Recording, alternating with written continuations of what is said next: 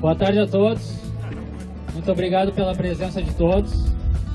Gostaria de agradecer a Carolina, a Roberta e a Daniela por terem aberto a propriedade para nós, para a gente mostrar um pouco do nosso trabalho.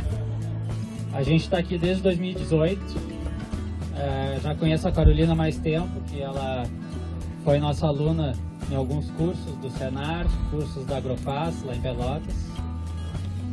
E hoje a gente está aqui para mostrar um pouco do trabalho que a gente vem fazendo na propriedade. Que seja uma ótima tarde para todos. O tempo está colaborando muito, né? Com esse friozinho e um pouco de sol. Não temos chuva prevista. E gostaria também de agradecer as empresas parceiras, Brasão do Pampa, Alta, Iara, Biscoitos Zezé, que vai fazer o coffee break. Pastos e Pastoreio, são todas empresas que de alguma forma estão junto com a gente na propriedade também, Aquasolo, parte de irrigação, e que em algum momento do dia vão ter a oportunidade de mostrar o trabalho que eles vêm fazendo aqui também. Tem uma pessoa que vai nos acompanhar também nas estações, que é o professor Lobato, professor da URGS, que foi meu professor. E no momento que eu convidei ele para estar aqui com a gente hoje, ele aceitou na mesma hora. Então queria agradecer ao professor por ter aceitado o convite e estar com a gente aqui. E gostaria de pedir para a Carolina vir aqui para dar as boas-vindas também. Bom, boa tarde a todos. Sejam bem-vindos.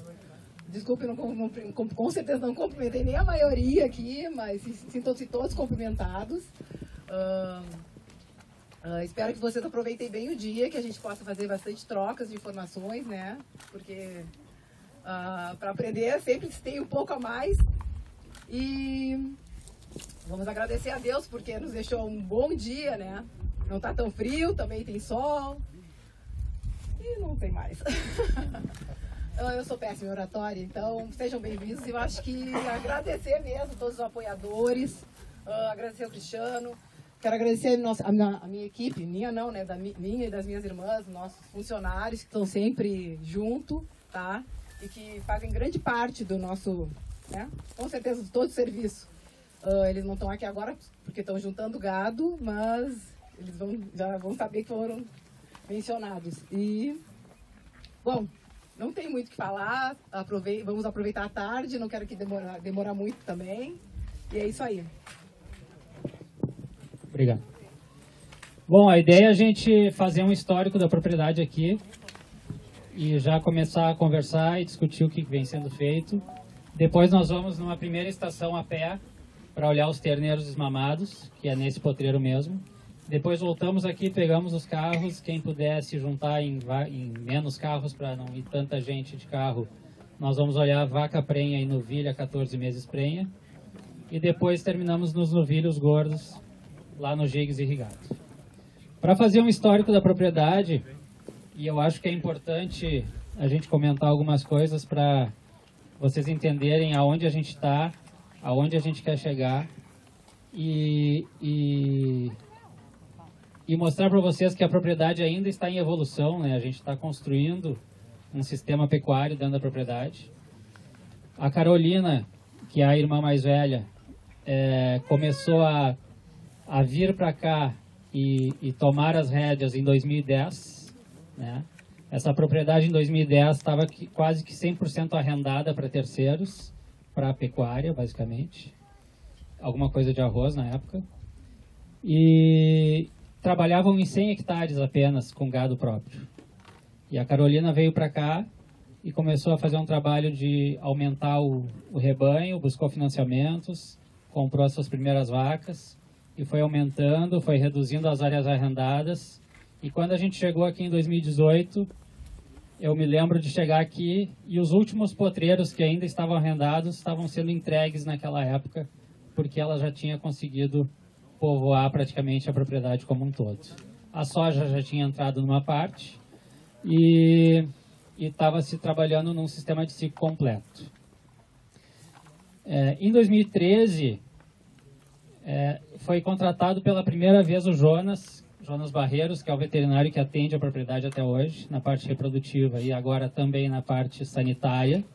O Jonas está por aí, se quiser vir aqui também, que sabe mais do histórico que eu, porque ele chegou antes aqui, né? Em 2013, ele foi contratado para fazer o primeiro diagnóstico de gestação nas vacas, porque elas iam vender vacas gordas e queriam saber se tinha alguma prenha naquele rebanho. O comentado pelo Jonas e pela Carolina, naquela época, eles tinham um inseminador na propriedade, que continua aqui até hoje, né? Hoje ele é o cozinheiro da fazenda e o ajudante geral, né? Um senhor que se criou aqui dentro da fazenda e viu as gurias crescerem desde pequenas, né? Então é como se fosse da família, né? E o seu Ademar. E o seu Ademar é o inseminador da propriedade até hoje. E na época eles inseminavam as vacas solteiras, fazendo observação de cio. E as vacas com cria não eram nem inseminadas e nem colocava touro, porque nem touro tinha na propriedade. Era aquele sistema pecuário tradicional que a vaca com cria ao pé não bota nem touro porque não pega cria, né? Ao longo do tempo foi mudando, o Jonas chegou, começou a fazer um trabalho em cima de ATF também, então em 2017 foi o primeiro lote de ATF que foi feito, se fez o desmame das vacas para começar um sistema reprodutivo. E em 2018, quando eu cheguei aqui, a realidade era novilhos gordos com 3, 4 anos, novilhas 2, 3 anos para começar o entore. Se comprava muita novilha de fora para conseguir aumentar o rebanho. E a gente sabe que se alguém está vendendo novilhas, não são as melhores novilhas da propriedade, então tu acaba trazendo problemas para dentro, né? São novilhas tardias, novilhas que têm algum problema reprodutivo talvez. E justamente naquele ano tinham algumas novilhas que eu me lembro, umas novilhas coloradas que foram compradas, e de 30, 40, uma meia dúzia pegou cria. Porque animais comprados, normalmente, a gente não consegue ter bons índices, né? Porque está em adaptação, não é uma genética adaptada na região, talvez, e daqui a pouco é problema, algum problema reprodutivo, doenças e tal, que acaba não tendo resultado. Desde lá, 2018, 2019, nós fizemos exame precoce para conseguir melhorar os índices de prenhez. 2020 em diante, a gente vem trazendo a aparição cada vez mais para o inverno, porque nós temos 1.200 hectares próprios, em torno de 650 hectares de lavoura de soja, que vira pastagem de inverno. A gente usa apenas metade dessa área no inverno, por enquanto, né? A gente vai crescer o rebanho e vai começar a aumentar o inverno também, porque o limite é muito grande, né? Com 700 hectares de lavoura, praticamente. Estamos aumentando o rebanho de cria, e com essa aparição do inverno, a gente consegue reduzir a questão do desmame, né? Que a gente faz a vaca se recuperar mais fácil, porque ela pare sobre o azevém, e muitas pegam cria ainda no azevém, né? Nós estamos com uma estação de monta de 1º de setembro e vamos puxar para 15 de agosto esse ano. E ela ainda está muito comprida, está indo até janeiro, mas o ano que vem a gente vai conseguir fazer um corte drástico, porque nós já temos 300 matrizes que vão parindo cedo esse ano, e aí com isso a gente vai conseguir antecipar o entore e reduzir drasticamente o período reprodutivo.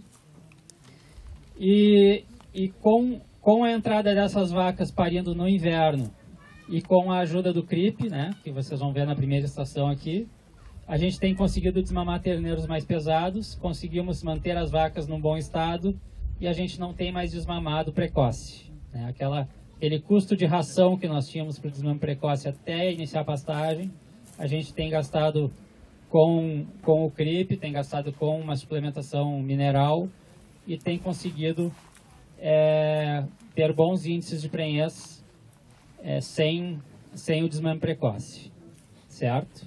Só para fazer um panorama inicial para vocês. Dentro da integração lavoura-pecuária, então nós temos ali na primeira folha, né, a área da propriedade, 1.200 hectares, se arrenda uma área fora de campo nativo, porque como nós temos bastante lavoura, o verão acaba apertando um pouco, então a gente tem uma área arrendada fora. Nós temos uma perspectiva aí para os próximos anos de agregar mais área de campo aqui na fazenda por uma questão de inventário, né, que tá ocorrendo no momento, então não está sendo utilizado por elas. Temos 866 hectares de campo nativo total com área arrendada, 654 de lavoura, 350 se usa com inverno em azevém, quase que 100% na lavoura de soja e apenas uma área que é azevém fora da lavoura, para a gente ter uma pastagem mais cedo e um azevém mais do tarde também.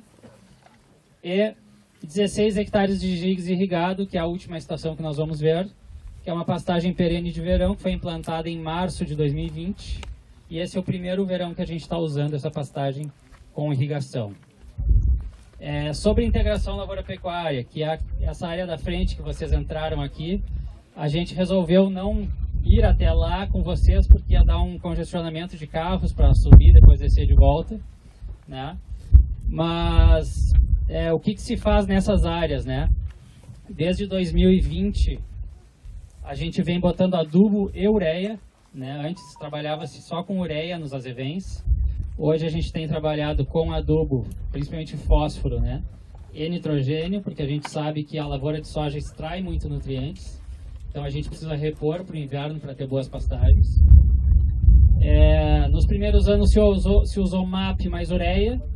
E nesse último ano, por uma questão de logística, que a gente sabe que áreas grandes é difícil da gente ter maquinário e gente para entrar 2 vezes na lavoura para aplicar os insumos. E nessa integração, as áreas são arrendadas e os parceiros, nesse caso, não nos ajudam na aplicação dos insumos. Muitas parcerias, às vezes o lavoureiro que bota o adubo, né? A gente aproveita o maquinário dele para fazer a adubação, mas nesse caso aqui não é. Então a gente optou por usar o 27-27-0 no ano passado, que aí a gente entra com fósforo mais nitrogênio na mesma aplicação, né? E esse ano está previsto usar o 19-26-00, que é uma formulação da Yara, que o 19 é nitrogênio que não volatiliza, é a Yarabela, né? Com isso a gente pode aplicar no seco, então nos ajuda muito na logística de aplicação, né? Como são 350 hectares, a gente não consegue aplicar tudo no melhor momento, então a ureia, principalmente o nitrogênio, eu posso perder por volatilização se eu aplicar no momento seco. E com o 19-26 me possibilita de eu aplicar em qualquer momento, a qualquer tempo, que a hora que chover, tiver umidade, esse nitrogênio vai ser aproveitado. Com a questão dos preços de adubo e pelo histórico que a gente tem de adubação e por ter safras que o lavoureiro não colheu tão bem, então está previsto para a semana que vem a gente já coletar a amostra de solo dessas áreas para dar tempo da gente avaliar ainda qual formulação, ou se vai só ureia, ou se vai o 19-26, pela questão de preço e também de conseguir o fertilizante hoje, que está bem difícil, né? O ideal seria fazer 200 quilos do 19-26, não sabemos se vamos fazer tudo isso, mas a análise de solo que vai nos ajudar a definir isso aí, certo? Nos outros anos a gente sempre tinha o adubo comprado antecipado. Esse ano nós temos MAP comprado para 120 hectares, que já ficou do ano passado, que sobrou. E então a gente vai avaliar aí qual quantidade de adubo e nitrogênio que nós vamos comprar a partir das análises de solo que a gente vai coletar na semana que vem. A gente já tem as análises do ano passado e a gente acredita que algumas áreas talvez só com nitrogênio já tenham um bom resultado. Tudo isso por conjuntura do preço e da dificuldade de adubo, né? Então, fazer uma gestão melhor para tomar decisão e ter resultado. Não adianta a gente achar que está muito caro e não botar nada. Se não botar nada, a gente dá 5 passos para trás, né? E a gente precisa de boas pastagens, porque a gente tem bastante gado para comer essas pastagens. O gado, todo gado no inverno vai para a pastagem, né? As vacas parem na pastagem, as terneiras desmamadas e os terneiros vão para a pastagem, os novilhos vão para a pastagem, então não tem uma cabeça que fique fora de azevém durante todo o inverno, certo? Existe uma relação contratual que é bem interessante, que no contrato delas é exigido que elas usem 120 dias a pastagem. Então, se o lavoureiro, a pastagem quem faz é o lavoureiro, então ele já voou de avião, já tinha azevém de ressemeadura e ele ainda botou mais azevém de avião para garantir. E quanto mais tempo ele demorar para colher e entregar essa área para elas usarem, mais tarde ele vai receber de volta para plantar. Então existe um compromisso, né, dele entregar o mais cedo possível, a pastagem estar em ponto de pastejo com 20, 25 centímetros, que a gente não entra com gado antes disso, para garantir oferta de forragem e garantir também palhada para a lavoura, porque de nada adianta eu consumir a pastagem e entregar que nem um chão, um terreiro, né, que não tem nada de palha. E a Carolina tem o direito de usar essa pastagem durante 120 dias. Chegou no 120, ela tira. Às vezes eu digo para ela, vamos deixar mais uma semana, mais 10 dias. Ela, não, o contrato fala 120, tal dia tem que sair. Então, normalmente a gente consegue entrar ali por início de junho. O ano passado foi 1º de junho, né, a entrada dos animais. E dia 1º de outubro saiu o gado. A única área que ficou mais tempo foi essa da frente, porque a semeadura do avião foi muito ruim, ficou muito falhado. E aí a gente deixou levantar mais para fechar os buracos que tinham ficado. E aí se atrasou a entrega. Mas como eles plantam 700 hectares, começa nas áreas que não tem pastejo e vem entrando nas áreas com pastejo depois. Certo? Se tiverem dúvidas, perguntas, podem fazer aí que a gente vai discutindo. A ideia é a gente trocar ideias. Gostaria de fazer um agradecimento também pelo apoio que foi nos dado ao Alcides Renato, que foi supervisor do Senar por 15, 16 anos aqui na região e nos tem apoiado na parceria com os sindicatos rurais e nos ajudou a conseguir essa estrutura da Farsul, que está aqui com a gente hoje, que foi um apoio do Sindicato Rural do Herval que nos proporcionou ter as tendas aqui. Caso chovesse, a gente teria como ficar embaixo da tenda pelo menos, né? Então agradecer também ao Alcides por essa parceria de longa data aí.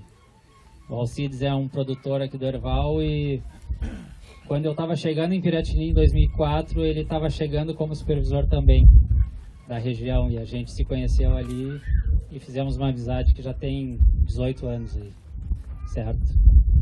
Alguma pergunta por enquanto? Nenhuma? Então vamos caminhando até o coxo dos terneiros lá, que o pessoal já deve ter juntado os terneiros ali na volta. E ali a gente começa a falar sobre pecuária um pouco mais. A Geoplan Soluções em Agronegócio presta consultoria aqui na Estância São João 2, no Herval. Cristiano Gotuz, engenheiro agrônomo, responsável pela Geoplan, juntamente com toda uma equipe. Cristiano, como é que está sendo desenvolvido o trabalho aqui na Estância São João? Bom, aqui na São João nós iniciamos em 2018, a Carolina Palmeiro, que é uma das proprietárias, já tocava a propriedade e já tinha um sistema de pecuária de ciclo completo, integrado com a lavoura. E a gente vem fazendo um trabalho de redução da idade de abate, redução da idade entrore, aumento do rebanho de cria, para justamente produzir mais animais, produzir mais quilos por hectare e ter uma rentabilidade maior na pecuária integrada com a lavoura de soja. Aqui é uma propriedade que faz integração lavoura-pecuária, tem áreas de campo nativo, integração e também uma área de gigas, né?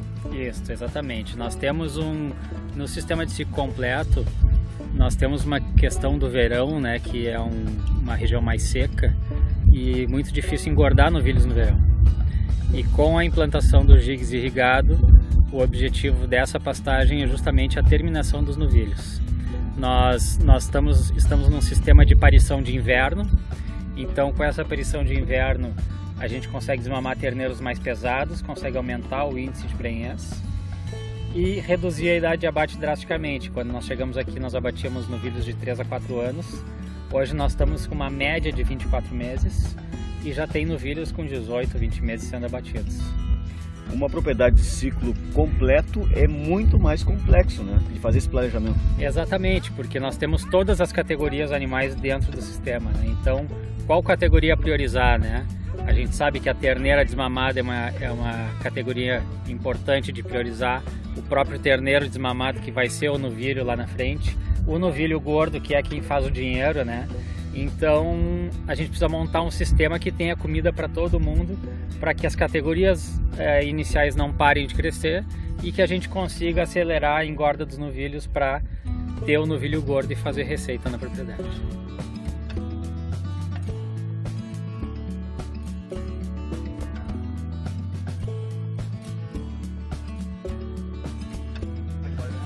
Bom, aqui é um potreiro de campo nativo. Esse campo já foi calcareado com o objetivo de corrigir a acidez, e é um campo que foi eleito para no futuro a gente adubar, pensando em aumentar a capacidade de suporte no verão, né? Esse campo aqui em janeiro estava torradinho, parecia que tinha sido dessecado por causa da seca, e depois das chuvas que começaram ali pela segunda quinzena se recuperou.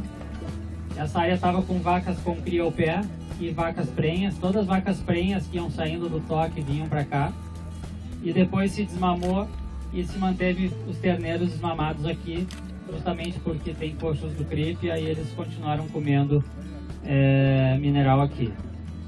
Historicamente, a gente, quando chegou aqui, tinha em torno de 60% de prenhez, e desde 2018, 19 ali passamos a 75, 81, 79. Nos primeiros 2 anos com desmame precoce, nos últimos 2 anos sem desmame precoce, e puxando a prenhez para o inverno, né, pela abundância de pastagem que temos. O peso ao desmame é 170, 150, 223 no ano passado e 198 esse ano. A gente atribui esse ano um pouco mais baixo, principalmente pela seca que tivemos, né? Mas não é tão diferente do ano passado, desde o ano passado com o CRIP, né? Então aumentou 40, 50 quilos a mais ali com o CRIP, pelo histórico que nós tínhamos na propriedade. Daqui a pouco os terneiros devem estar chegando, né? Estão vindo aí, estão trazendo. Esse número que tu falou de índice de prenhez aí é repetição de cria? Não, aqui tem repetição e tem vacas vazias que a gente segurava. Desde esse ano que não tem, né? Segurava aí 25, 30, 40 vacas, que eram as vacas que pariam mais tarde, ou vacas novas, primíparas, que como a gente queria aumentar rebanho e a prenhez não era tão alta, nós não podíamos descartar tudo, né? E o que vocês têm conseguido de repetição de cria agora? De repetição de cria está ali na segunda folha ali, quando nós chegarmos nas vacas, agora ali a gente comenta, certo? Cristiano, e todos os terneiros da propriedade foram desmamados já esse ano? Não, ainda temos vacas com cria ao pé, que são 60 e poucos terneiros, que não foram 80 e e poucos essas terneiros. foram desmamadas quando? O desmame desses terneiros foi 1º de março. Historicamente, nós desmamávamos em abril, maio. Então, desmamávamos mais leves, com mais idade. Hoje nós estamos desmamando mais pesado, com menos idade, e dando condições dessa vaca recuperar estado ainda no outono, né? Uma coisa que eu aprendi com o professor Lobato, e gostaria que ele já viesse vindo para o meu lado aqui, para fazer as primeiras considerações, é que a gente precisa desmamar cedo, né? E o cedo é março, para dar condições da vaca recuperar o seu estado corporal antes do inverno. Se a gente atrasar demais o desmame, ela vai parir fraca, e a tendência é que ela não repita a cria lá na primavera. E essas vacas que não foram desmamadas aí, foi feito o diagnóstico e tem vacas prenhas e vazias, que ainda estão com terneiro. Porque a gente optou por desmamar os terneiros mais pesados e daquelas vacas mais sentidas. Então o número era 180 quilos para cima, e tem terneirinhos de 100, 120 quilos que foram desmamados porque a vaca estava em mau estado. As vacas em bom estado, com esse terneiro abaixo de 180 quilos, se manteve com as vacas ao pé. Prenha vazia. Prenha vazia. E as, no caso, vazias, elas vendem gorda? Ou vendem... Toda vaca vazia é vendida gorda, porque a gente tem pastagem à vontade, né? E as novilhas que não repetiram, que não pegaram cria, também vão ser vendidas gordas também, certo? Sobre os terneiros, foram desmamados com 198. Nós fizemos uma pesagem essa semana e eles estão com 220 quilos, né? Então ganharam 21, 22 quilos aí nos 30 dias de desmame. Estão comendo proteico energético, né? O sal do CRIP terminou e aí a gente seguiu dando o proteico energético que nós tínhamos na propriedade. A ideia desses terneiros é sair daqui para o Azevém, seguindo com o energético lá e abater eles até os 2 anos, que é a última estação que a gente vai olhar ali no GIGS. O nosso objetivo final, depois da coisa andando redondo, é parição de inverno, a ponta dos terneiros já sair no 2º inverno de pastagem, com até 1 ano de idade, e a cola ser terminada no GIGS irrigado no verão, e esses GIGS, depois de saírem esses novilhos, entrar os terneiros desmamados lá também, certo? Para já ir recriando eles no GIGS até ter azevém de novo sobre a soja a partir do 2º inverno. Isso quando o sistema estiver redondo, né? Qual o objetivo da gente aumentar o peso ao desmame, né? Pensando no macho, quanto mais pesado eu desmamo, menos tempo eu preciso para chegar a eles nos seus 450, 500 quilos para ser vendido gordo. E na fêmea, quanto mais pesado eu desmamo uma terneira, mais rápido eu consigo chegar ao ponto de entore, que não depende da idade. A gente pensa muito que a idade que define o momento de entorar a novilha. E na verdade ela tem que ter desenvolvimento e tem que ter um peso mínimo referente ao peso da vaca adulta, né? E não é o peso da Angus, é o peso da minha vaca Angus. Quanto pesa a minha vaca adulta? A minha vaca adulta pesa 450 quilos. A minha novilha, para entrar em período de reprodução, ela tem que ter no mínimo 60% do peso da minha vaca adulta na mesma condição corporal. Certo? A gente tem buscado 65. Como a gente quer prenhez 14 meses, e essa 14 meses tem que estar muito bem alimentada para virar uma vaca, né? Senão ela vira um rato depois que pare. Então a gente pega o número de 65% da vaca adulta, para dar garantias de que essa novilha vai chegar bem aos 2 anos parida, para repetir cria aos 2 anos. Nós temos exemplos de propriedades que já vêm fazendo entore 14 meses em 100% das novilhas, que essas novilhas chegam aos seus 14 meses com 350 quilos e elas parem com 500 quilos. Então ela já pare uma vaca. E a gente olha para o gado e não sabe o que é vaca e o que é novilha, porque é tudo do mesmo tamanho, tudo do mesmo peso, né? Isso que a gente tem que buscar.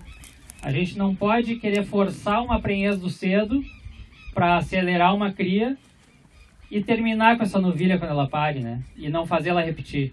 A categoria mais difícil de fazer repetir é a novilha de primeira cria. E eu antecipar para ela não repetir no próximo ano é um tiro no pé, né? Porque o normal é o quê? Em qualquer sistema de cria baseado em campo nativo da pecuária que não tinha integração lavoura-pecuária, nós tínhamos uma prenhez 2 anos e se a gente não dá uma condição diferenciada para essa novilha parir aos 3, vai ter 15 e 20% de repetição. E aí ela puxa a minha prenhez lá para baixo, né, geral. E eu descarto uma novilha jovem que teoricamente tem uma genética melhor que as minhas vacas, porque ela é filha delas, e eu tenho buscado uma genética para melhorar o meu rebanho. Então, se eu faço um descarte grande de novilhas 3 anos por não repetirem cria, eu estou botando genética boa embora, né? Agora, se eu dou condições da minha novilha de primeira cria repetir cria sobre um campo nativo melhorado ou sobre uma pastagem de inverno integrada com soja, eu consigo 80%, 90% de repetição dessa categoria, que é a categoria mais difícil de repetir. E consigo manter essa genética aditiva aí que eu fiz com introdução de sêmen, introdução de touros melhoradores, e eu vou descartando vaca velha, né? O grande problema da prenhez baixa é que eu não descarto por qualidade, eu descarto por idade apenas. Enquanto que se eu fizer prenhez alta, eu consigo descartar por fertilidade, por genética, e aí eu começo a melhorar o meu rebanho, né?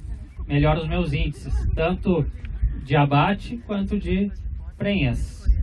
A pergunta do Tonico é: quando o sistema estiver redondo com toda a aparição de inverno, que momento nós vamos desmamar, né?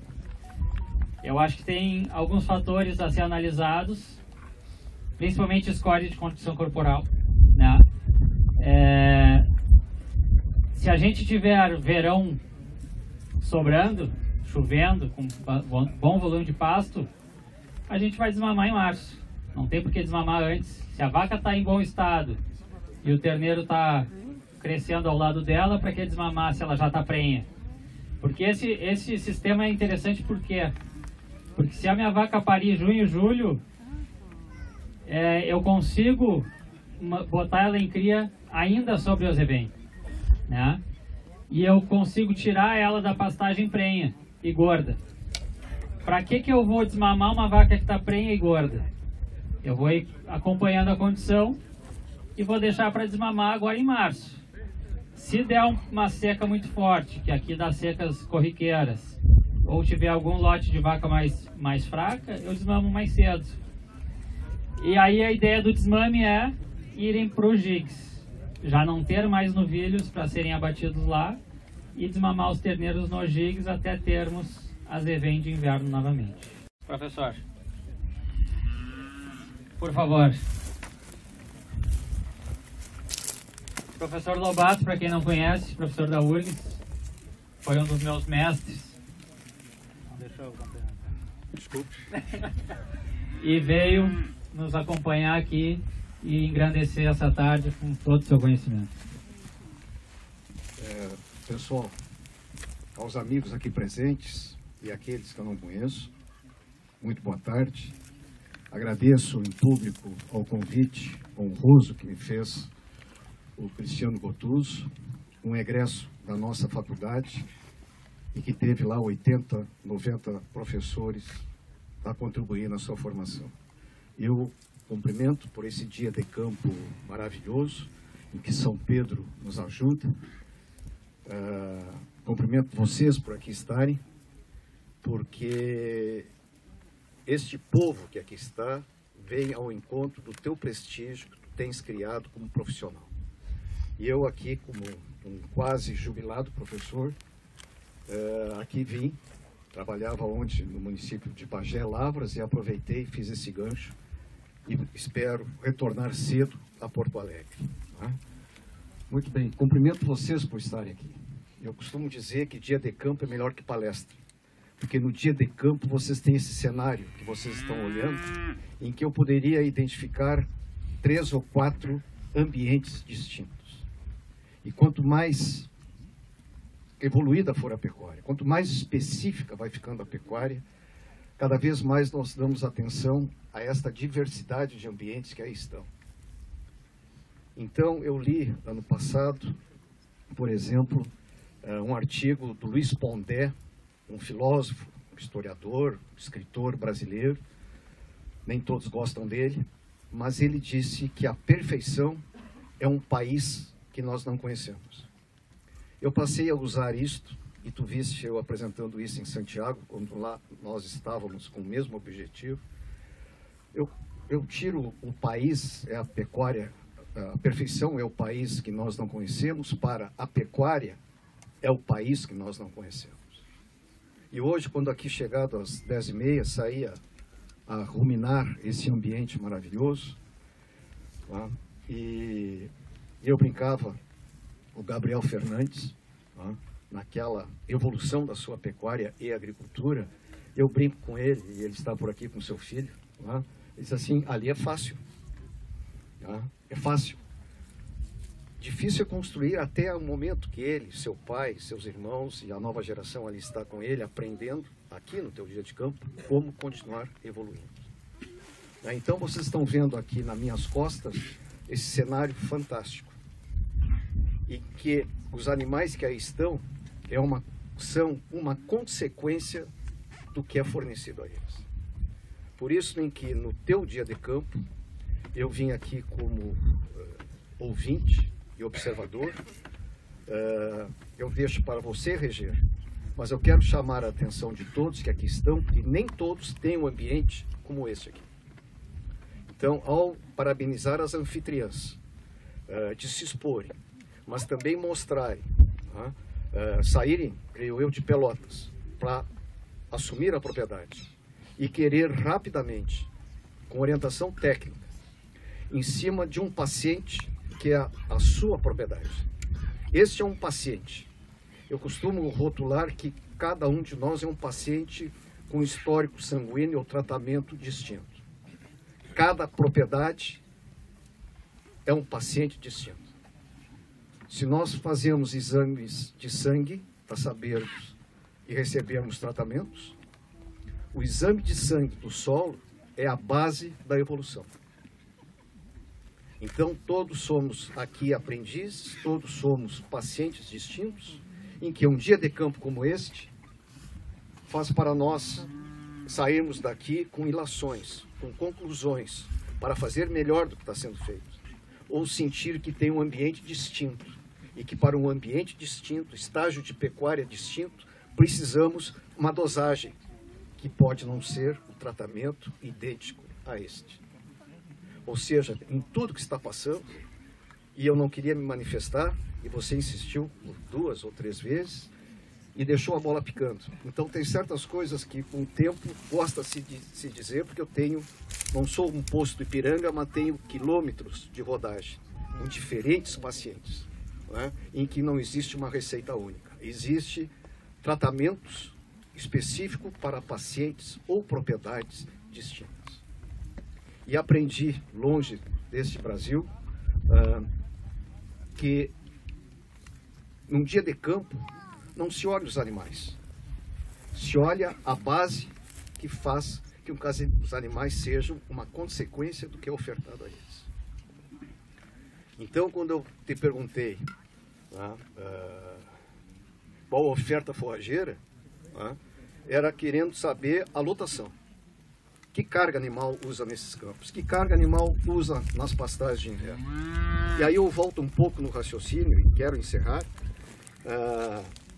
E os que não têm soja? Olhem para cima. Até 1970 eu conhecia Pedras Altas e olhava o restante de Pedras Altas, olhando da estação, onde eu buscava o Diário Popular, ia lá a cavalo, e eu olhava da estação para o cerro de Pedras Altas. Eu não conhecia esse oásis aqui. Ou seja, ao dizer que nós temos diferentes pacientes, diferentes solos, eu lembro a todos vocês. O Rio Grande do Sul tem 75 diferentes unidades de mapeamento de solo.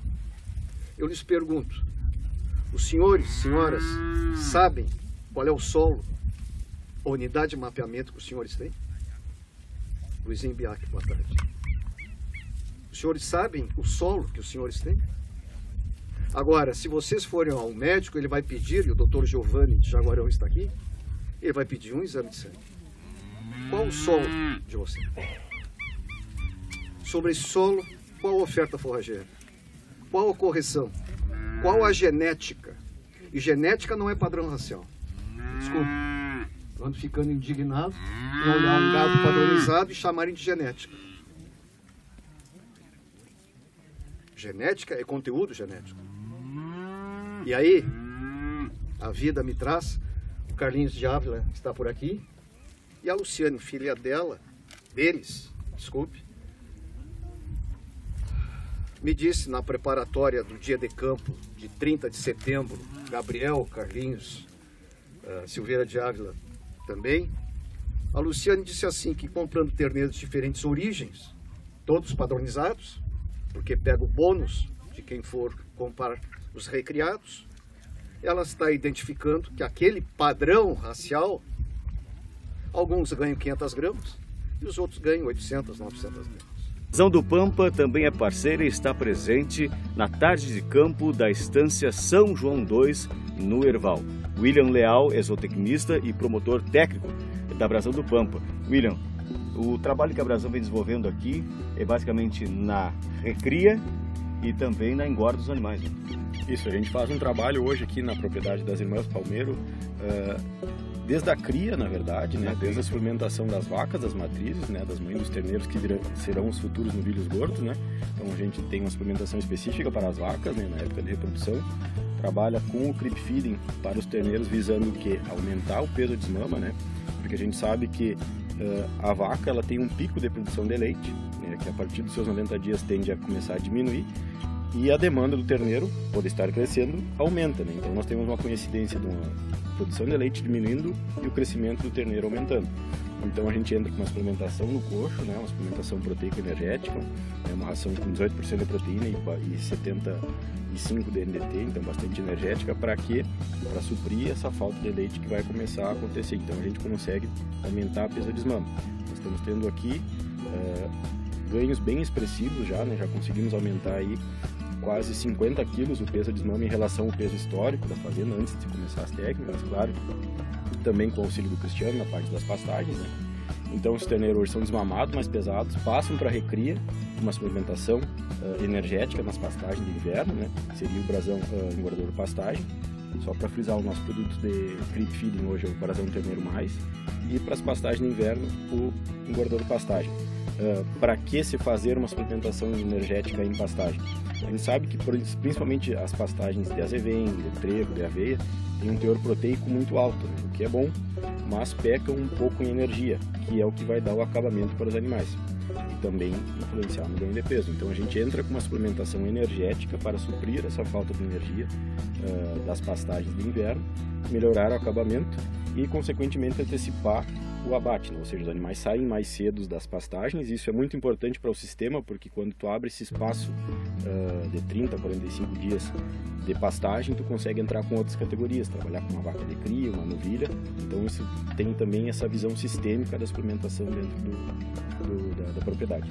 O brasão trabalhando com dois produtos, o brasão terneiro e o brasão engordador aqui nesta propriedade. Exatamente. Nesse momento, hoje, o brasão terneiro mais, o engordador pastagem e alguns outros produtos em determinadas situações do ano, nas épocas de reprodução. Nós temos o Vittori, temos o flushing, que também é uma técnica muito importante para as vacas de cria, né, para melhorar a condição corporal, para melhorar um aporte nutricional durante um curto período de tempo para melhorar a questão de reprodução.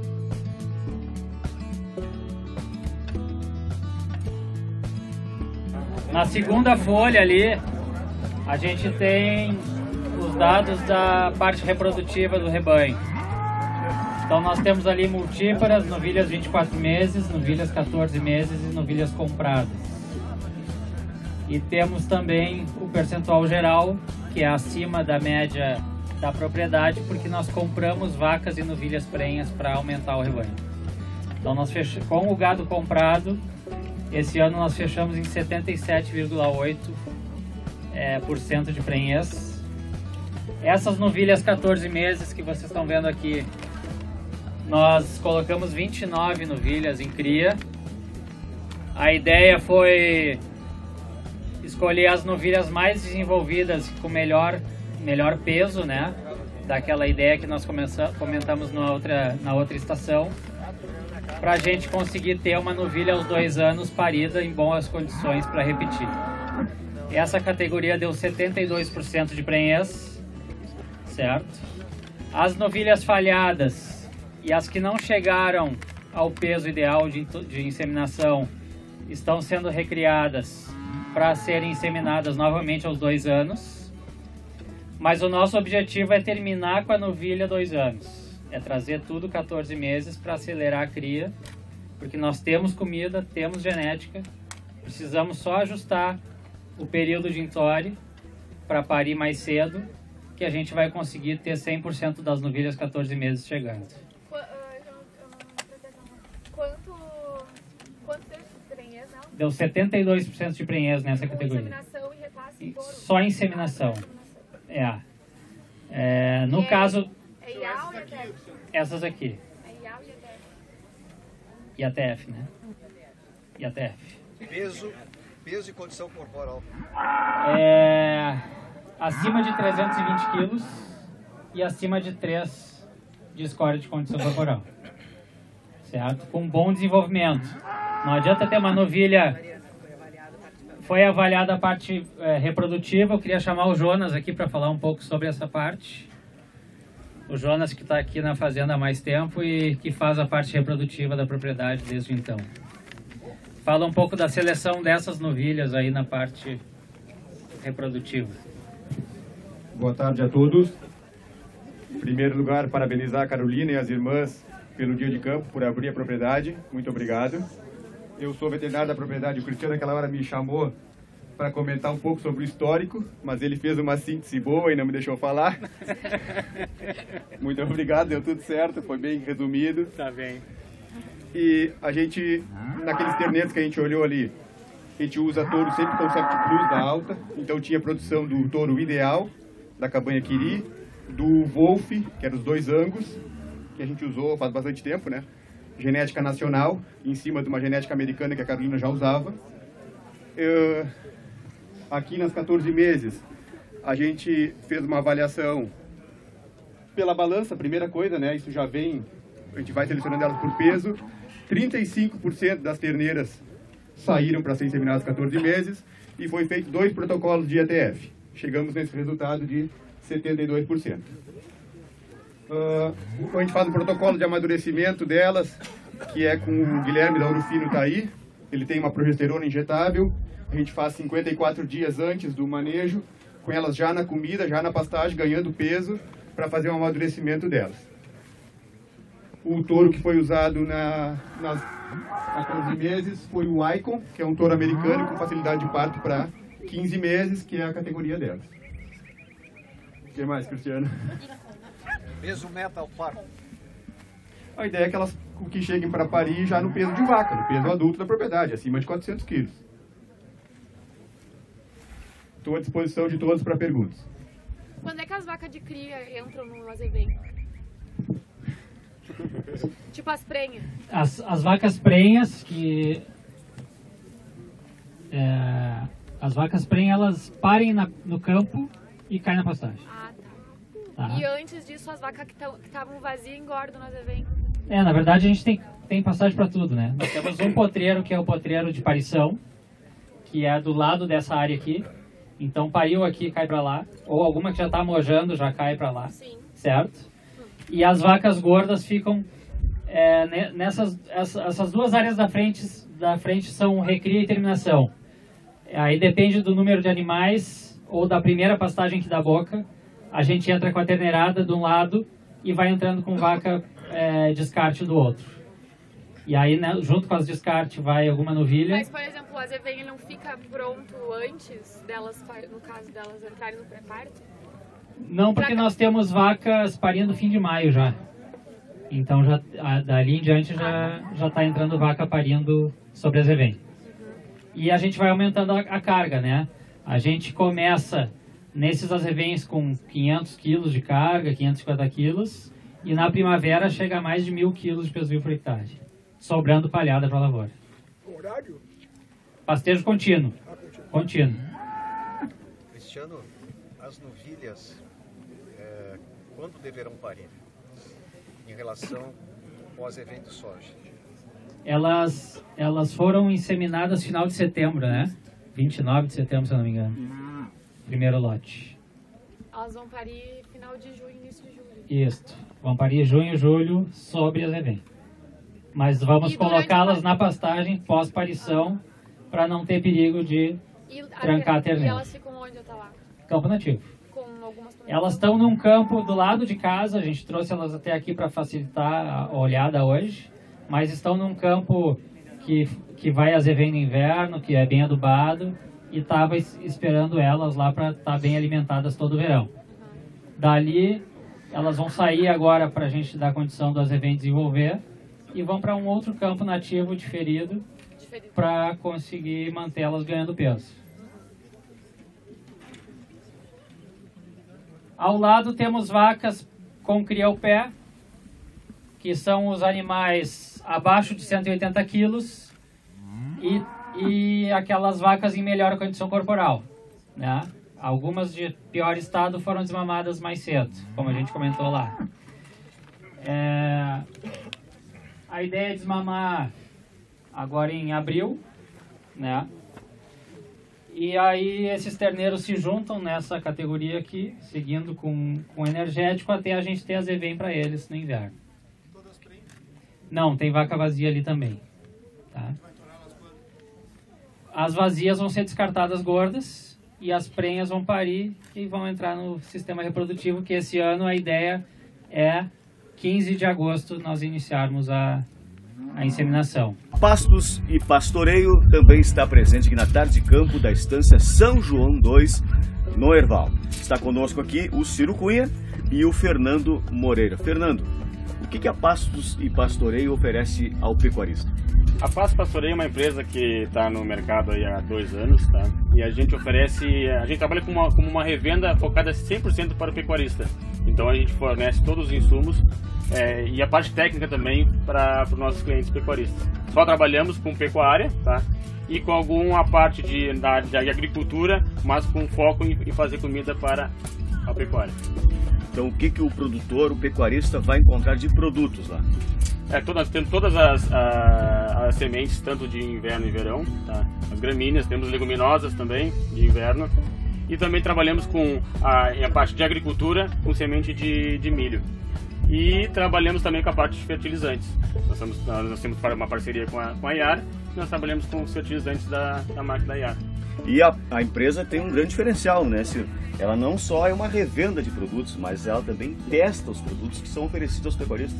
A gente tem um departamento técnico dentro da empresa que a gente, desde o ano passado, a gente tem uma área demonstrativa onde a gente testa todos os materiais, né, observa todos os materiais, cultivares de azevém, de aveia, das leguminosas todas, né, trevo, cornichões, né, das linhas que a gente trabalha e algumas novidades, né, sempre procurando trazer para o produtor, para o pecuarista, a melhor solução, né, dentro da situação que ele tem na propriedade dele.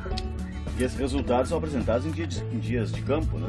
Isso, ano passado a gente fez, esse ano a gente vai repetir também. A gente faz um dia de campo onde a gente compartilha, bate um papo e mostra os diferenciais de cada material que a gente apresenta lá. Então a empresa não vende produtos, ela vende resultados. Exatamente. O produto é uma via para a gente trazer os resultados para melhorar a atividade desse setor que é tão importante na nossa região, no nosso estado, né? Que é a pecuária. Vocês têm uma organizada desordem no sistema reprodutivo. Ou desordem organizada. Mas vocês têm um plano de voo. Eu conversei há pouco com um casal da Coxilha Seca e me deu pilha. E eu vendo esses assuntos passarem aqui, isso aqui, eu costumo dizer que um dia de campo com esse público, eu entro em cio. Porque esse é o momento né, de cativar vocês, de trazer conhecimentos, né? Porque vocês, ao encontrar aqueles que não tiveram ou não acreditaram na qualidade do dia de campo, vocês vão dizer que eles perderam por não ter vindo aqui. Esse é um grande momento de aprendizado e de você sair, sim, não em cio, mas com energias renovadas. Essa é a relação. E esta relação que eu coloquei, esta organizada desordem, é típica de uma pecuária em evolução que evolui rapidamente. Muito rapidamente. E até diferenças de opinião, de tomadas de posição, isso é natural. Troca de médico, o receituário vai ser distinto. Mas esta organizada desordem, aí eu vou para sistemas de pastejo,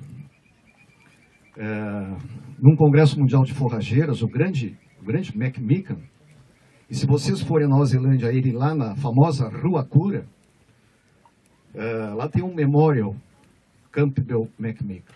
E esse cidadão do mundo, mestre forrageiro, que eu tive a graça de Deus de assisti-lo em 69 ou 70, lá no Menino Deus, em Porto Alegre, onde meia dúzia de colegas fomos assistir, ele que vinha do Uruguai, ele como conselheiro do Banco Mundial. Mas esse cidadão do mundo, em 1960, disse num Congresso Mundial de Forrageira que o sucesso da Nova Zelândia se devia à organizada desordem do sistema de pastagem. Eu saí para a tua, de vocês, organizada desordem desta pecuária em evolução. E rápida. Parabéns pela evolução que vocês estão tendo. Bom, associado a isto, eu conheci hoje aqui, quem sou eu para dar opinião? Vim aqui aprender, parabenizar esse moço. Eu aprendi há 50 anos atrás com um professor americano que em pecuária em evolução e ambientes difíceis, isto foi medido na Colômbia, 50, 60 anos atrás, e também na Flórida. Esse grande mestre que eu tive foi Don Hargrove, um americano que me deu aula no meu mestrado. Ele mostrava que em pecuária em evolução e ambientes difíceis, a herdabilidade da reprodução é suficientemente média, 30%, 32%, e tu respondesse isso em prova, possivelmente. Ou seja, com herdabilidade de 30% numa pecuária em evolução em ambientes difíceis, você pressiona para a precocidade sexual. Você pressiona para a interação genótica ambiente daquela máquina aí. Isso começa nas novilhas, que tendo idade e peso, não dê segunda chance. Tendo idade, peso, e ultimamente com alguns resultados que temos, condição corporal, e por isso a minha pergunta, peso e condição corporal, porque se você tiver um new type, e os mais velhos aqui se lembram da onda dos anos 70 e 80, da elevação de tamanho, toda vez que você aumenta o tamanho da vaca, a vaca come por dois motivos. Pelo seu tamanho e pela sua capacidade materna. Ou seja, se aumentar tamanho, você vai ter que aumentar o peso da novilha e condição corporal nessa velocidade que se quer de prenhez 14 meses. Então, esta organizada desordem, com essa amplitude, é típica de uma pecuária em evolução. E com as condições de fartura que vocês têm, parabéns, pressione mais. Para trazer uma fertilidade inerente. Para trazer para cá uma fertilidade intrínseca. Vocês têm uma pecuária que compraram gado de terceiros, numa pecuária gaúcha, cuja relação vaca-terneiro, indo nos dados em que os pecuaristas declaram na inspetoria veterinária de Pedras Altas, ou do Herval, isto vai para a regional em Pelotas, da regional Pelotas, que eles chamam de coordenadoria, vai a Porto Alegre vai para Brasília, e o Diego, que foi tão aluno quanto esse, só que na veterinária, hoje, de Brasília, ele manda para Paris, a Organização Internacional de Epizotias. Ou seja, as diferentes categorias animais que nós temos no Rio Grande do Sul, como se o estado do Rio Grande do Sul fosse a estância Rio Grande de São Pedro, proprietário único, que vocês compõem. E a relação vaca-terneiro é inferior a 60%.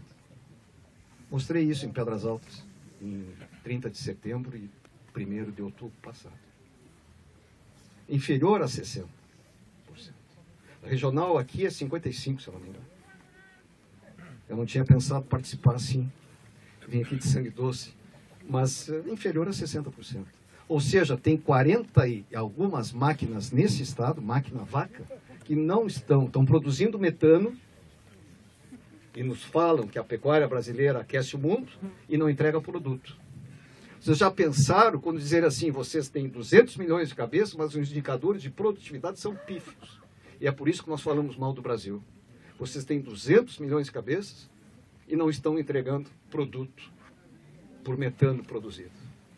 Vamos levantar o nível da régua, já que vocês estão levantando a régua. E aí o raciocínio passa a ser outro. Passa a ser outro. E não basta ter terneiro. E aquela pegadinha que eu dei antes. Parem de olhar gado com padrão racial e chamar de genética. Parem com isso. Qual a resposta desse animal quando do desmame vai ter nas pastagens da Luciane, que agora eu vi, ou do Carlinhos, que eu vi o esposo da Luciane? Qual a resposta? Vai ficar um garraio ou vai ser um terneiro? Qualquer invernador final, lá em setembro, outubro, se quiser comprar, vai comprar pensando nos 18 meses. Qual a contribuição?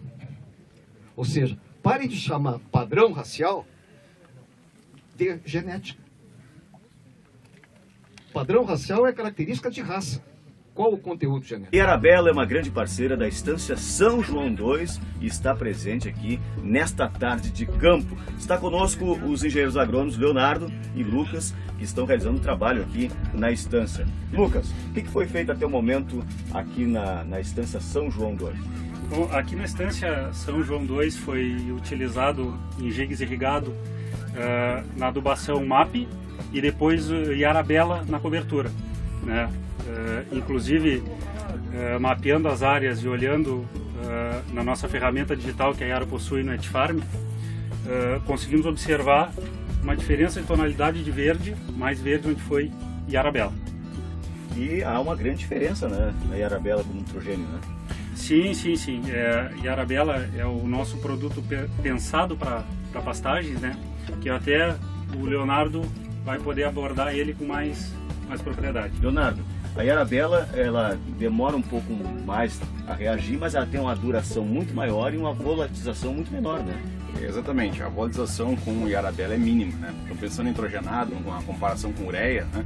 A ureia a gente sabe que se não tiver uma água, uma chuva depois para colocar ela para o solo, né? Ela tem muitas perdas por volatilização. No Arabella essa perda é mínima, é praticamente zero, né? Onde a gente pode jogar ela num clima quente, seco, sem problema nenhum, e quando chover 100% desse nitrogênio vai estar disponível para a planta, tá? O interessante também desse nosso tipo de produto é que nem o Lucas falou, são pensados para as culturas de inverno, para as culturas de pastagem, principalmente gramíneas, tá? Por que isso? Primeiro, que tu vai jogar um produto desse a lanço, e fora o Arabella, por exemplo, que usando o Yaramila, ele tem NPK no mesmo grano. Então, quando tu vai distribuir isso a lanço, não tem essa segregação tanto na adubadora quanto no que cai a lanço. É homogêneo. Cada grão desses aqui tem N, P e K, nitrogênio, fósforo, potássio em cada grão deles. Então isso facilita muito para ter homogeneidade na área, né? Isso já é um baita ponto. Outro ponto interessante é que tanto no Yaramila quanto no Arabella, nós temos duas fontes de nitrogênio. A planta, a gramínea, toda a planta, quando ela vai absorver algo do solo, ela tem que puxar uma carga positiva e uma carga negativa do solo, né? Sendo bem técnico, ela precisa puxar um cátion e um ânion junto, né? E isso, quando tu tá puxando, por exemplo, na ureia, ela puxa só um tipo de carga, tendo que puxar outro nutriente. Quando ela vai puxar o Arabella, que tem fonte nítrica e amoniacal, ela tem duas bocas comendo, um gauchês, tem duas bocas comendo nitrogênio. Isso a planta consegue ser mais ágil no seu fornecimento, na sua absorção de nitrogênio. Consequentemente, a gente tem um resultado mais rápido também, sem prejudicar a pH do solo, com uma qualidade boa. Outra coisa interessante nesse tipo de adubação, quando a gente trabalha na forma nítrica e amoniacal, é que a forma nítrica, ela se armazena na folha. Então o rebrote vai ser muito pelo que a planta da pastagem, seja ela um gigs, uma azeveia, uma aveia, né, a gramínea, vai armazenar na folha dela. Esse nitrato armazenado na folha vai fazer ela rebrotar mais rápido. Por isso que a gente diz assim, que é um pouco mais lento de arrancar, a gente não vê aquele verde que a ureia dá, mas tem muito mais tempo de pastagem por conta desse armazenamento dentro da própria planta.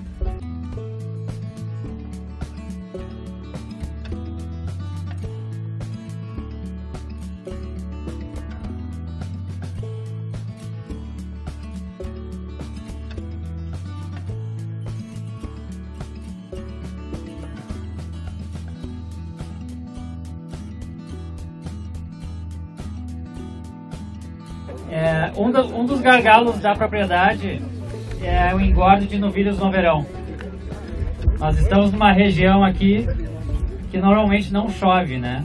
O Gabriel Fernandes comenta muito que de novembro em diante fecha a torneira e chove muito pouco.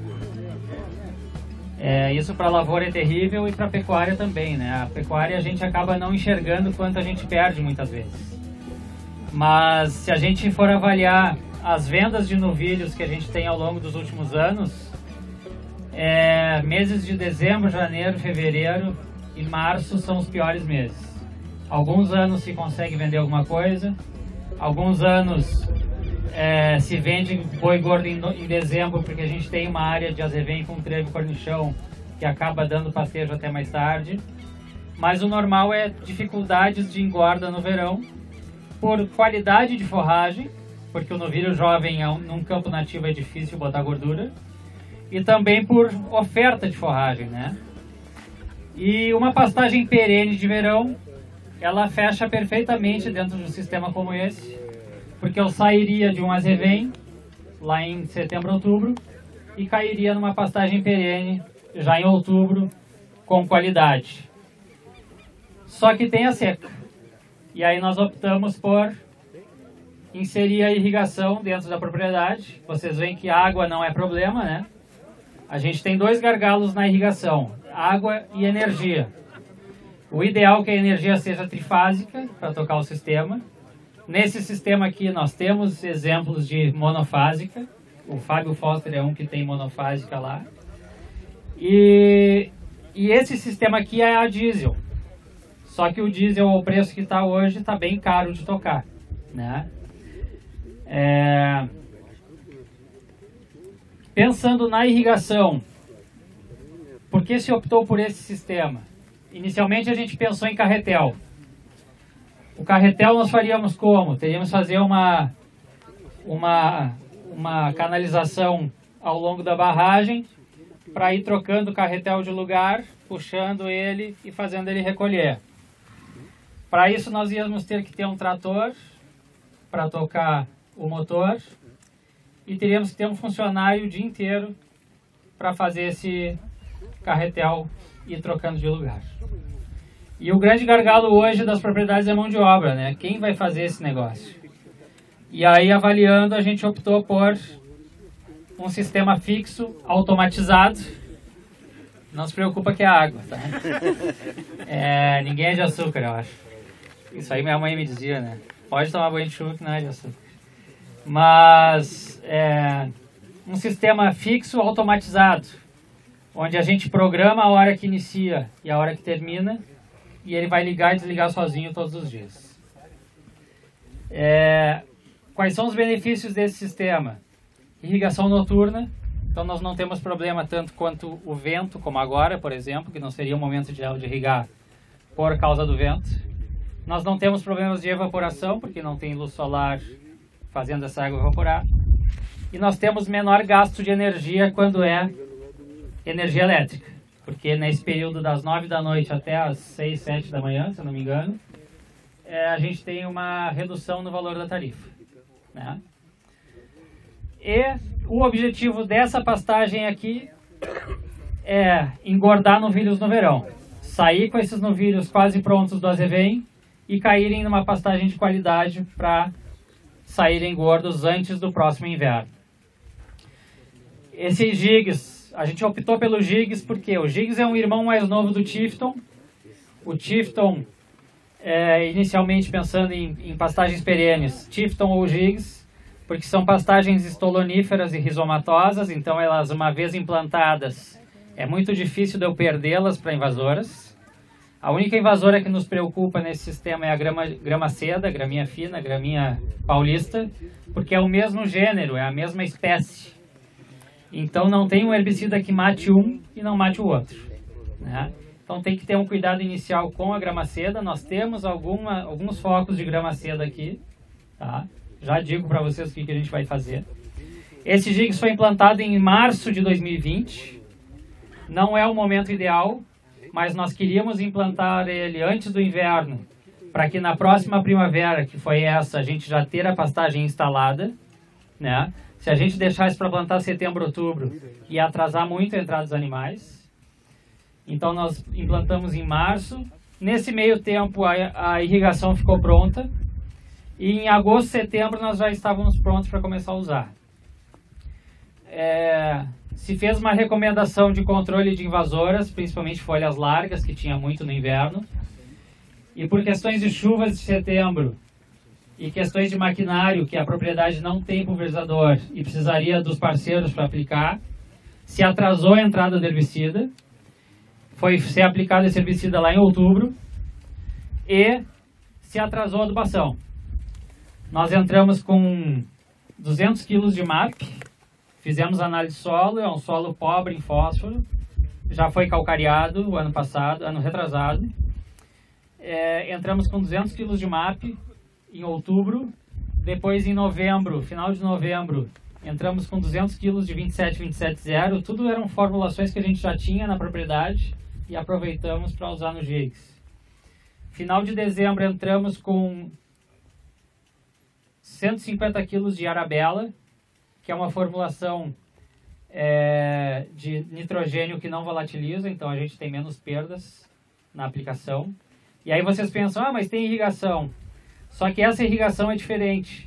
Num sistema de pivô que tu irriga 12, 15 milímetros por dia e fica 3, 4 dias sem molhar e volta a irrigar, aqui é uma lâmina de 4 milímetros todos os dias, com a ideia de reduzir custo de bomba, reduzir custo de cano e ter uma lâmina menor todos os dias para conseguir manter a umidade necessária para a planta.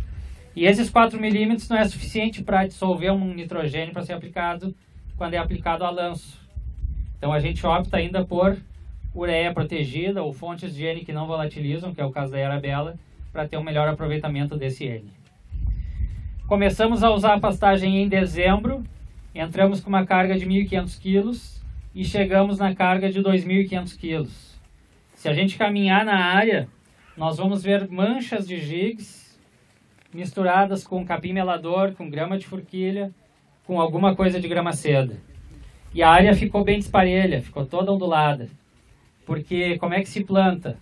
A gente risca, quer dizer, eu plantei assim, mas nesse caso aqui foi plantadeira mecanizada, então é uma plantadeira como se fosse de milho, que vai com o sulcador rasgando e o cara largando a muda. Então ela fica um pouco imperfeita, que nos dificulta tratorizar.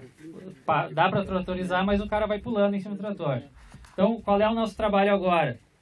A gente optou por não mexer mais nessa área nesse verão para poder usar, poder aproveitar esse GIGS que está aí.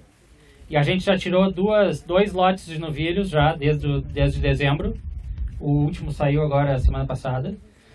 Tem mais uma carga para sair até o final do mês, tá? Os novilhos estão aqui atrás. Além dos novilhos, tem 10 terneiros desmamados, que a gente optou de desmamar eles lá em janeiro, que eram os 10 mais pesados, já com seus 260, 270 quilos.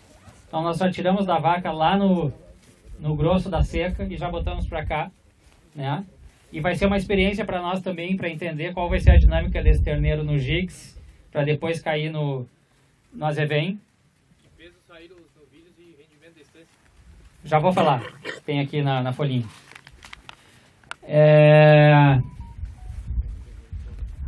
E a ideia para esse GIGS é lá em setembro nós entrarmos gradeando. Como ele é uma gramínea estolonífera e rizomatosa como a grama seda, quanto mais eu picar ele, mais eu estimulo ele a crescer e a tomar conta. Então a grade ajuda o GIGS. E aí eu vou usar a grade para nivelar e para picar ele e aumentar a população rapidamente. Setembro, que é o momento que ele vai iniciar a brotação depois das geadas. Por que Tifton ou GIGS e não um pane com uma braquiária? As braquiárias têm menos qualidade forrageira e os pânicos e braquiárias têm hábito de toceira, hábito ereto. E com altas cargas eles não aguentam tanto pisoteio, acaba abrindo espaços e aí o anone entra junto, a grama seda entra junto e eu vou perdendo eles ao longo dos anos. Com Tifton ou GIGS, que são rasteiros, uma vez implantados, eu conheço áreas com 20 anos, que ficaram sem manejo nenhum por anos, e o cara quis revitalizar, passou uma grade, adubou e ele fechou. Conheço outra que o cara dessecou, plantou milho, e quando estava terminando de colher o milho, o Tifton estava fechado por baixo de novo. Então eu não tiro ele mais do sistema. Eu garanto a perenização, garanto qualidade, porque é uma pastagem, se bem manejada, com seus 15, 20 centímetros, me dá 18 a 20% de proteína. E essa proteína também está muito ligada ao nível de nitrogênio que eu vou usar. E o objetivo nessas pastagens é não trabalhar com menos de 500 kg de ureia, por exemplo, porque são pastagens que respondem linearmente. E se eu tenho água, eu tenho que potencializar, né? E aí a planta vai responder. E a gente já tem sistemas rodando com 4.000 kg, 5.000 kg de peso vivo por hectare, né? Então são pastagens que aguentam alta lotação com desempenho. Eu posso trabalhar pensando em terminação, posso trabalhar pensando em estoque. Eu poderia pensar num sistema com gado de cria aqui em cima, por que não? Estocando vaca no verão, que saiu da pastagem prenha e vem para cá, com 10, 15 vacas por hectare para manter. Né? Quem foi no Gabriel Fernandes no último dia de campo lá, viu 10 vacas por hectare em campo nativo em pastejo horário. Vejam o potencial que a gente tem no verão, quando é um sistema de parição e prenhez de inverno, né? Que a vaca já sai prenha da pastagem. E eu preciso estocar a vaca. Eu não preciso fazer ela melhorar de estado para pegar cria, né? Então, o objetivo dessa área é a terminação de novilhos no primeiro momento, mas depois do sistema rodando, nessa época, vai dar espaço para os terneiros serem desmamados sobre os jigs até ter a zevém, para eles continuarem a recria. Olhando os dados dos novilhos, pensando, o Chico pergunta do inverno nessa área, né? Vocês acham que eu deveria fazer inverno sobre 16 hectares de jigs, tendo um potencial de 650 hectares de lavoura para ser utilizado no inverno? Tudo que eu fizer no inverno aqui vai atrasar esses jigs na primavera. E eu quero jigs na primavera. Eu não quero azevém ou aveia. A aveia preta poderia ser uma possibilidade, porque ela tem um ciclo mais curto. E até a grade riscando e implantando vai ajudar esses jigs a se espalhar também, né? Porque vai cortar os jigs. Mas o objetivo dessa área é primavera e verão. E primavera mais cedo possível, com alta lotação.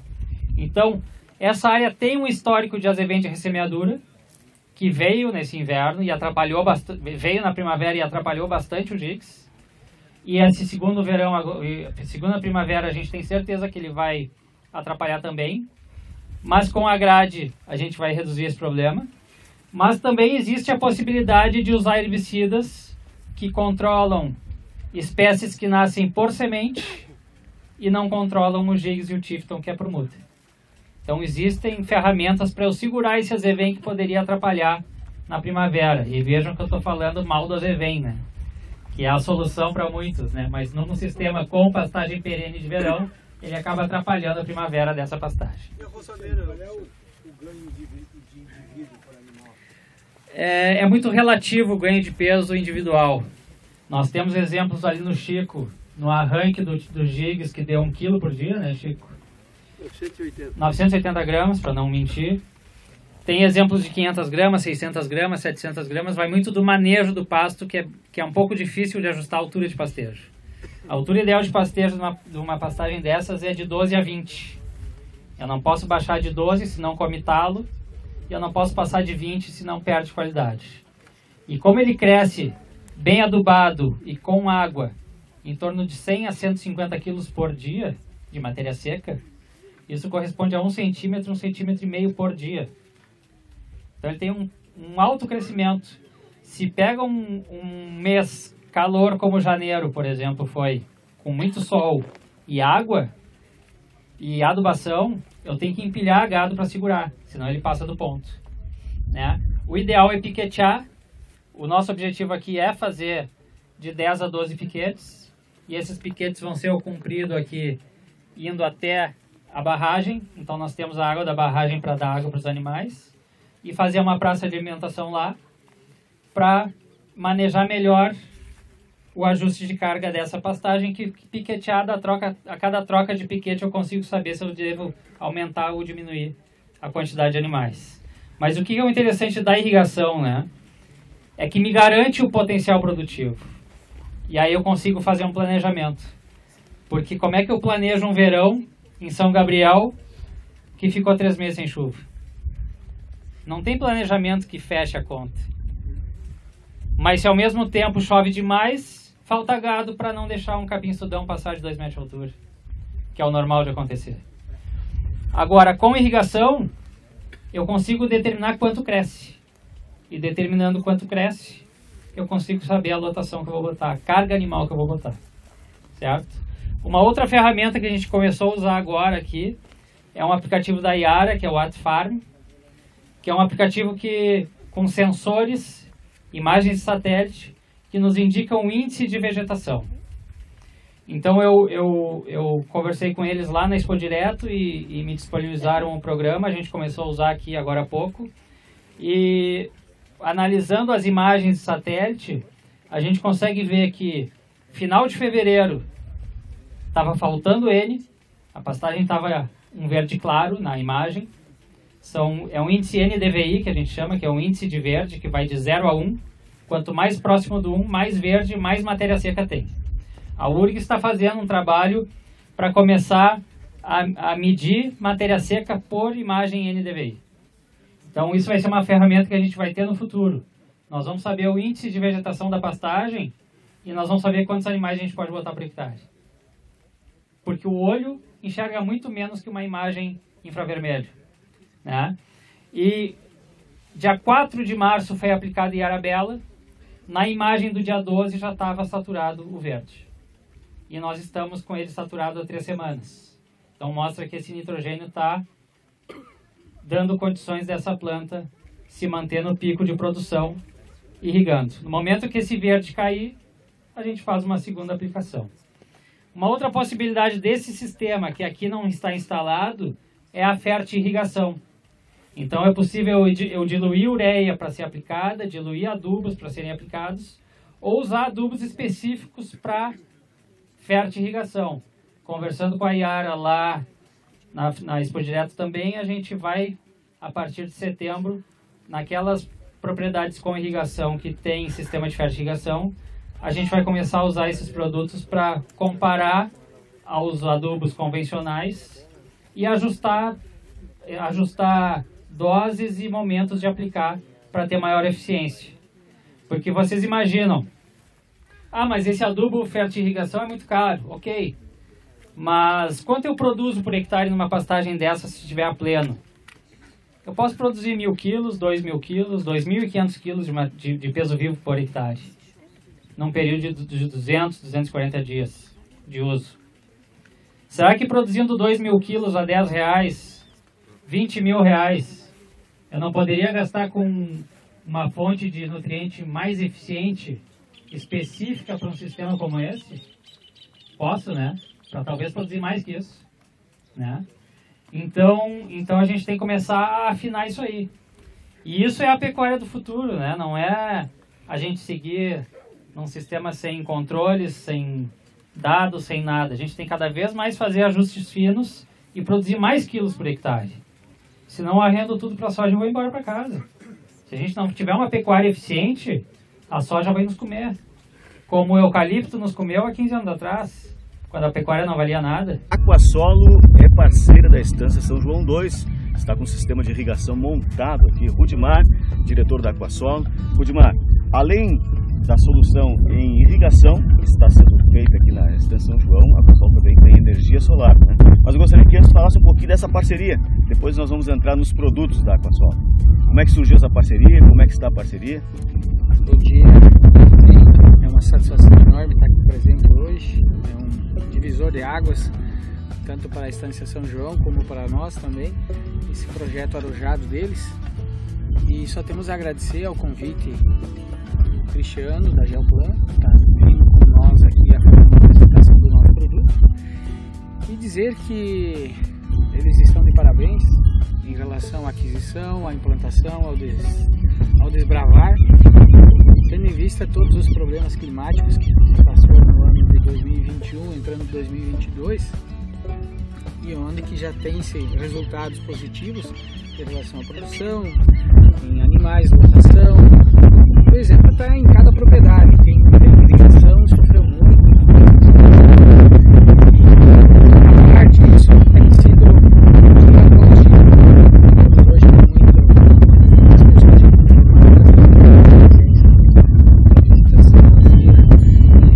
de conhecer o manejo, e a irrigação vem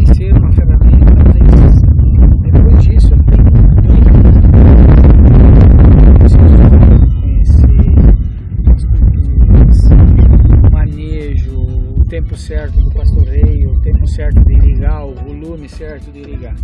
Isso tudo é um casamento, para que dê certo o resultado que se espera, que é saca grão ou também quilo carne hectare, né? Então esse é o resultado que todo mundo espera. Casando todas essas informações, as empresas que estão aqui presentes hoje vão demonstrar tudo o que elas têm a oferecer e o que oferecer, fazendo que o conjunto inteiro feche, né? Então é manejo de animal cria, recria, engorda, solo, tudo isso faz um diferencial. Rude, irrigação existe várias. Qual é o diferencial da irrigação da Aquasol? A irrigação ela pode ser vista de diversas formas, né? No passado a irrigação foi vendida de uma forma errada, né? Onde que o equipamento era manual, se mudava canos de lugar, bombeamento a trator geralmente. E isso fez com que as pessoas vissem como um equipamento que não funciona, que dá muito trabalho, que gasta dinheiro, que não dá certo. Então o que a gente faz? Hoje a irrigação vem com equipamento 100% automatizado. Ele trabalha para o produtor. Ele faz o acompanhamento, se ele tiver disponibilidade de internet, ele faz todo o acompanhamento pelo celular. Isso traz um benefício não de comodismo, mas traz um benefício de resultado de produção, porque você irriga na hora certa, no momento certo, sem estar demandando de mão de obra, porque a mão de obra está tão escassa cada vez mais, e principalmente mão de obra técnica. E quando se trata de ficar em uma fazenda, de uma distância como essa, você sabe que são poucas pessoas que vão querer ficar aqui. Então se você ainda demandar de manejo da irrigação manual, você não vai conseguir. Então em cima do equipamento 100% automatizado, onde você faz a aplicação de micro, macro, nitrogênio pela água, você consegue intensificar a produção, chegando a 15, 20 animais por hectare, 18, 12, depende do manejo, depende a forma de se trabalhar. E uma colheita aí de 250, 260 a 300 sacas de milho, temos produtores hoje já colhendo esse número nessa safra 2021-22. E isso faz com que o equipamento trabalhando para ele vai cuidar do que ele tem que fazer mesmo, que ele sabe. Que é plantar, colher, manejar animal, cuidar dessa parte. E o sistema é israelense, é uma tecnologia onde que você usa uma demanda de energia menor, uma baixa vazão, tá? E faz o cara ficar em casa. Digo assim, o produtor não tem que estar trabalhando para ele, para o equipamento, ele trabalha sozinho. E falasse em gastos de energia, e a energia solar pode tocar o sistema de irrigação? Exato. Aí entra também essa ideia que muitos pontos hoje você não tem acesso de energia, ou se tem é um custo muito alto de aquisição. Você pode ter o equipamento tocado pela energia solar também, 100% autônomo, fechado, e também pode estar fazendo a compensação da energia solar pelo consumo da energia. Então você tem esses dois lados. Então você consegue fazer um sistema sustentável, com baixo consumo de água, um consumo de energia mais baixo, em torno de 1 CV a 1.5 CV por hectare, tá? De potência. Isso faz com que você consiga ter um sistema bem sustentável. E principalmente pensando na água, a vazão de água em muitos locais é pequena, então você acaba sendo bem racional em relação a isso. Aquasolo, solução em energia solar e irrigação, né? Para todo o Brasil? Para todo o Brasil. Viemos agora do Mato Grosso, da região de Sorriso, Lucas do Rio Verde. Tivemos uma feira lá no Show Safra, apresentando nossos produtos. Já temos uma filial em Sorriso, na distribuição. E todo o Sul, aqui Santa Catarina, Paraná, Rio Grande do Sul, Mato Grosso do Sul, já atuamos há vários anos. Então quem quiser conversar conosco, nosso contato está disponível. Faremos uma visita personalizada, conhecendo cada necessidade de cada um. Tenho clientes aqui que não atendo desde 2006, mas o pai dela eu acompanho desde 2006, que é o seu Felipe de Souza, e não é mais meu cliente porque parou com a atividade, mas a filha continua. e estamos começando um projeto com eles lá. Então é uma grande satisfação minha ter clientes que desde o meu início lá em 2004, 2005 estão comigo até hoje, seja na parte de projetos de financiamento, seja na parte de licenciamento ambiental, seja na parte de georreferenciamento e seja na parte de consultoria técnica, que sempre foi o que a gente quis fazer, mas a gente sabe que é um caminho muito difícil. Porque há 20 anos atrás não se falava em consultoria em propriedade, principalmente para a pecuária. A lavoura sempre teve um vendedor querendo vender um produto e dando a consultoria de graça. E na pecuária, quando passava um querendo vender alguma coisa num ano, era muito. E hoje a gente vê que o produtor vem buscando a consultoria. Eu penso que Senar e Sebrae, no programa Juntos para Competir, foi um passo grande dado ao produtor conhecer o que é uma consultoria dentro das propriedades. O Chico aqui, atendido por mim pelo Juntos, o Fábio Foster, atendido por mim pelo Juntos, o Hofmeister, que não pode estar aqui hoje, atendido por mim pelo Juntos. E isso fez com que o produtor entendesse o que um agrônomo vai falar de pecuária. Tem muita gente que me diz, tá, mas tu não é agrônomo? Sim, mas agrônomo tem zootecnia. Agrônomo também trabalha com pecuária. E a base da pecuária é forragem, é comida. E o professor falou hoje que nos dias de campo a gente não tem que olhar o gado. O gado é a consequência do que a gente tiver no campo. Um campo bem manejado, eu vou ter gado bom. Então, é uma satisfação a gente estar aqui hoje com todo esse grupo para mostrar o nosso trabalho e crescer cada vez mais.